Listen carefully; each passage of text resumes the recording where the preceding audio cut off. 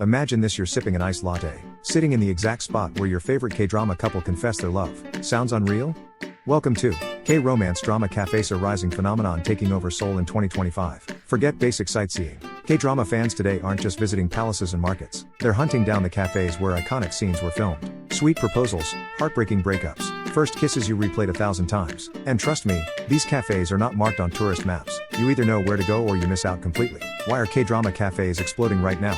Global fans want live filming experiences. Cafes are designed for Instagrammable moments. Limited time pop-ups match trending dramas. X King, The Land Cafe, crash landing coffee spot. Some even display signed scripts, props, and set recreations. These aren't random cafes using drama posters. They're the real locations, approved by production teams, and you can literally recreate your favorite scene there. Quick reality check. Some cafes get insanely crowded on weekends, especially if a drama is currently airing. Reservations aren't always possible. First come, first served. Drinks are slightly overpriced, 8,00012,000 for lattes. But the experience?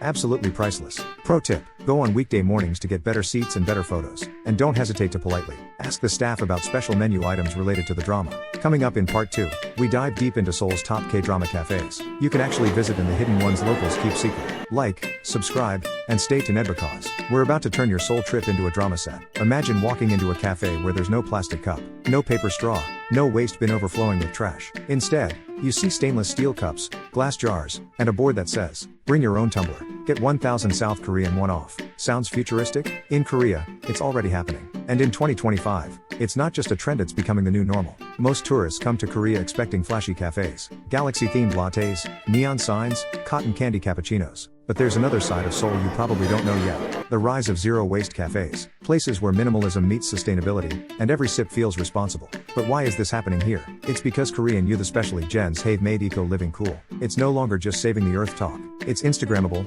lifestyle-driven, and a true social flex. Inside a zero-waste cafe, you'll notice drinks only served in reusable cups, metal or bamboo straws, never plastic. Refill stations for water or coffee. Menus focusing on vegan desserts, oat milk lattes, zero-waste baked goods. Interior design full of upcycled furniture, vintage decor, plants everywhere. And guess what? Some of the hottest cafes in 2025 don't even allow takeout unless you bring your own container. If you forgot your tumbler, no worries, many cafes now rent tumblers for a tiny deposit. You can get back later. Wait, here's the real twist. These cafes aren't hidden in rural towns. They're right in the heart of Seoul.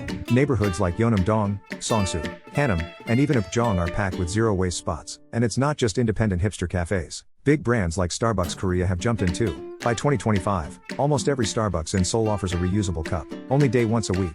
Pro tip: if you want a truly local, authentic experience, skip the Instagrammable rainbow lattes for once, and find a cozy zero-waste cafe in Yeonam or Songsu. Order a black sesame oat latte, sit by the window with a borrowed tumbler, and feel like you're part of Korea's next generation. Who should visit zero-waste cafes? Eco-conscious travelers, minimalist cafe lovers, people looking for truly unique Instagram spots, anyone who wants to experience Korea's real future, not just the tourist version. Quick question: did you think Korea was all neon lights and crazy desserts? That's only half the story. The other half? Sustainability, style, and silent revolutions happening over a cup of coffee. If this blew your mind even a little, don't forget to like, subscribe, and share this with a friend who's coming to Korea in 2025. Trust Methyl, thank you later. Stay tuned because in part 3, we reveal the top 5 must-visit zero-waste cafes in Seoul. And one of them? You won't believe what they use instead of cups. You've seen cafes everywhere, right? But have you ever walked into a Korean cafe where there are no plastic cups, no straws, even the napkins are recycled? Welcome to Korea's zero-waste cafe revolution. And trust me, it's not just a green marketing gimmick. Locals actually love these places. First up,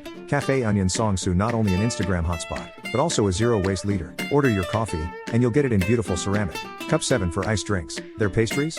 Packed in reusable baskets, not plastic. And best part? Bring your own tumbler instant discount. It's not just about saving the planet, it's about rewarding mindful customers. Next, the Picker Cafe, literally built inside a zero-waste grocery store. You can sip organic coffee while filling reusable containers with nuts, grains, and even shampoo. Every product, from soap to cookies, comes without plastic packaging. And yes, there's even a borrow a cup system for takeout. Sounds wild? It gets better. Slow steady club cafe, think high-end minimalist aesthetic. But zero waste. No branding on cups. No single-use packaging. Even their merch like tote bags and notebooks is made from organic, recycled materials. They quietly educate you without shaming you. The vibe? Cool, effortless, and 100% sustainable. It's luxury redefined for 2025. Quick tip, in many zero-waste cafes, if you forget your tumbler, they often lend you one with a small refundable deposit about 1,000 So why do Koreans love these places so much? It's because zero-waste culture isn't pushed aggressively here.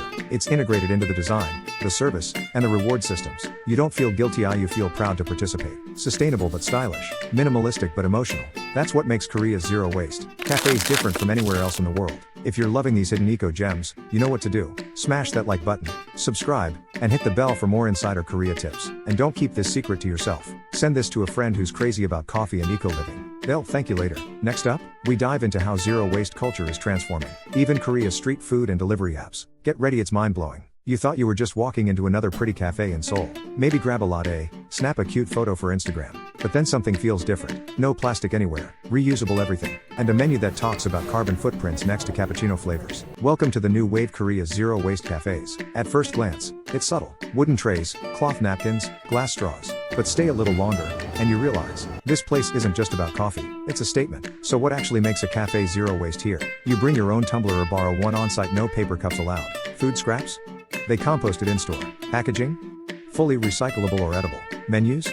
QR codes on lino printed paper. Straws? Glass, metal, or pasta? Yes, pasta. This isn't marketing, it's a serious commitment. And in Korea, it's becoming the new luxury. Conscious living is now cooler than bling.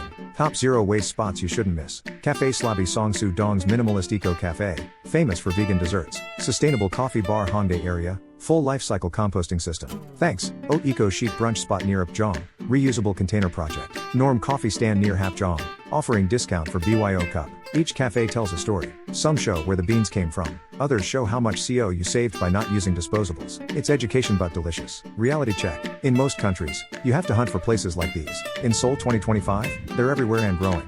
Being sustainable isn't just a niche anymore. It's mainstream, and young Koreans are leading the charge. Tourists notice too. Many visitors say visiting a Korean eco-cafe was more memorable than a palace tour, because it shows the real, evolving lifestyle, not just the tourist postcard. Quick reminder before we move on.